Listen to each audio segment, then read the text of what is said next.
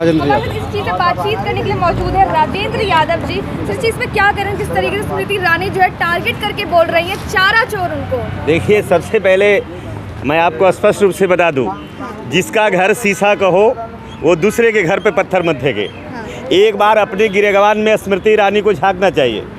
और देश जानता है, पूरे भारत के बहुजन समाज के लोग के दिल में बसते हैं लालू यादव जी।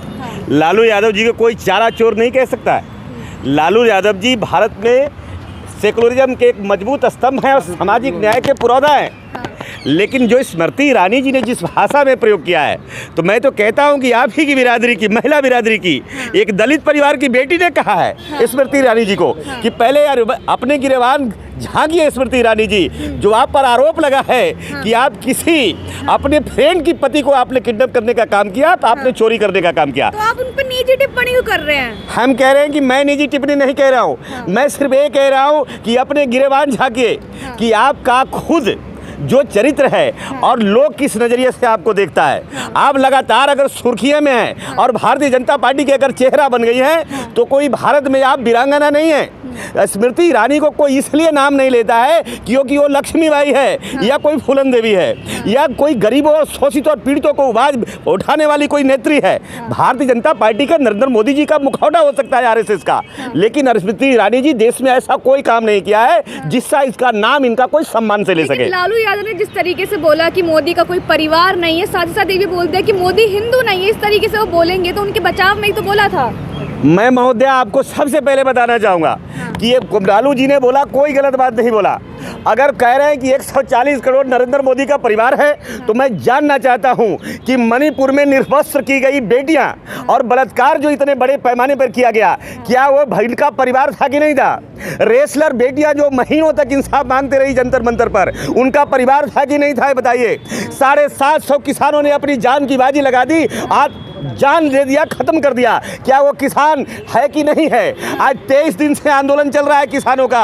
क्या नरेंद्र मोदी का परिवार है कि नहीं है? इससे साबित करता है कि नरेंद्र मोदी जी झूठे। और मैं कह रहा हूं, जो आप बोलते हैं, जो स्मृति ईरानी जी बोल रहे हैं और भारतीय जनता पार्टी बोल रही है कि मोदी की गारंटी है, तो मैं सबसे पहले कह देना चाहता हूं, नरेंद्र मोदी जी, भारत को गारंटी देने से पहले मैं कहूंगा आप यशोदाबेन को गारंटी पहले दे दो, जो 7 फेरे की गारंटी आपने लिया था। जब तक आप अपनी पत्नी को अगर परिवार की बात कर रहे हैं, तो मैं कह रहा हूं आपकी 7 फेरों की गारंटी टूट गई।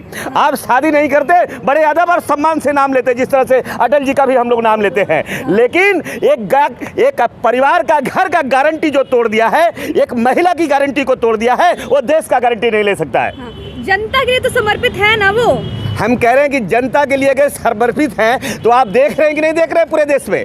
आज पूरे देश में क्या हो रहा है आपसे छिपा हुआ नहीं है, लेकिन आप गोदी मीडिया की भाषा मत बोलिए आप लोग। हम कह रहे हैं पूरे देश में चिक्कार है, किसान सड़क पर है कि नहीं?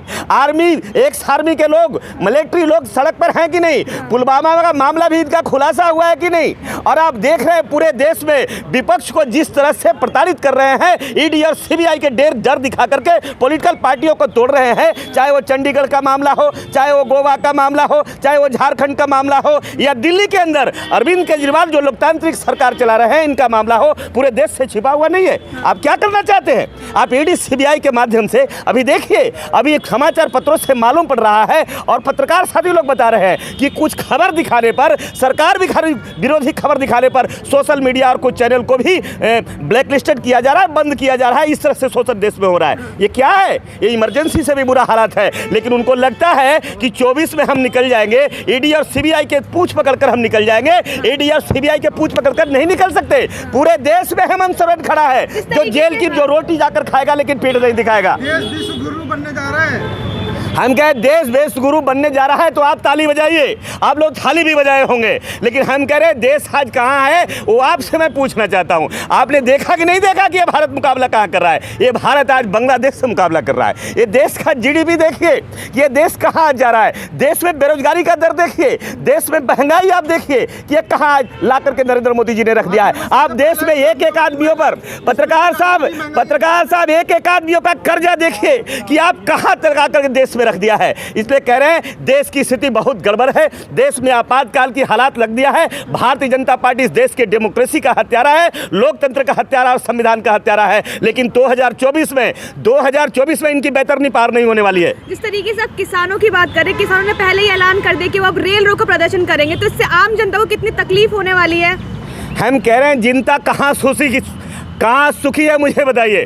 हमें रेल रुकने से अगर दुख होता है, अगर रेल नहीं रुकने से सुख कहाँ है? आप देखिए शिक्षा कहाँ चला गया, आप देखिए स्वास्थ्य कहाँ चला गया, आप इस देखिए नौकरियाँ कहाँ चली गई। हम कह रहे हैं कि आज जो आप बेहतरीन पार होना चाहते हैं, जो 2024 में 400 पार होना चाहते हैं, हम तो कह रहे हैं 500 सीटें मिल जाती। आपने जो मैनिफेस्टो में कहा था, आपने जो लोग को झांसा दिया था, जिसको जुमला खुद साबित कर लिया। आप अगर 2 करोड़ जो वादा किया था, अगर 10 साल में 20 करोड़ नौकरी रहती, आज कोई पकौड़ा नहीं तलता। आज पकौड़े के लिए ग्रेजुएट लोग नहीं खड़े होते। कोशिश में आत्मनिर्भर, हम कह रहे हैं देश अगर आत्मनिर्भर है कि देश को पंगु बना दिया। ये देश कल तक जो देश था, ये कल किसका देश माना जाता था? कल भारत में भारत विश्व का गुरु हुआ करता था। लेकिन आज देखिए, आज भारत का जो अगर छाप मिला है, भारत को अगर कोई पहचान मिली है, तो नरेंद्र मोदी जी की एक ही पहचान है, एनडीए की सरकार की एक ही पहचान है कि ये देश को अडानी अंबानी का देश बना दो। युवाओं को जिस चीज की जरूरत थी वो मिल तो गया। यूपी में राम मंदिर बनवा दिया।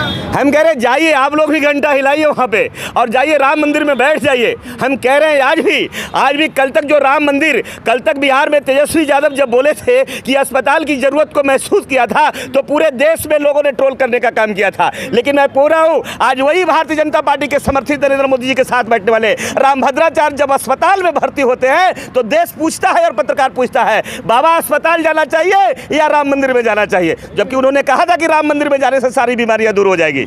लेकिन वो सीधा यही कह रहे हैं ना, जो राम को लाया हम उसको लाएंगे। जनता यही कह रही है हर बार। हम कह रहे हैं जो राम को लाया है हमारे पास एफिडेविट दे दे, तो कम से कम देश को तो ये मालूम पड़ जाए कि राम बड़े हैं या नरेंद्र मोदी जी बड़े हैं, राम बड़े हैं कि भाजपा बड़े हैं। इसका भी खुलासा आप लोगों को कराना चाहिए। इसका मतलब ये तो साबित होता है कि राम का पैदा इन लोगों ने किया है। लेकिन हम स्पष्ट रूप से कह देना चाहते हैं, राम की बड़ी मार्केटिंग हो गई, राम के नाम पर बहुत राजनीति हो गया और बहुत वोट ले लिया। लेकिन अब देश की जनता समझ गई है कि ये राम के मानने वाले नहीं है, क्योंकि 4 शंकराचार्य ने इनके पीठा को खोलने का काम किया है, इनका पोल को खोलने का काम किया है।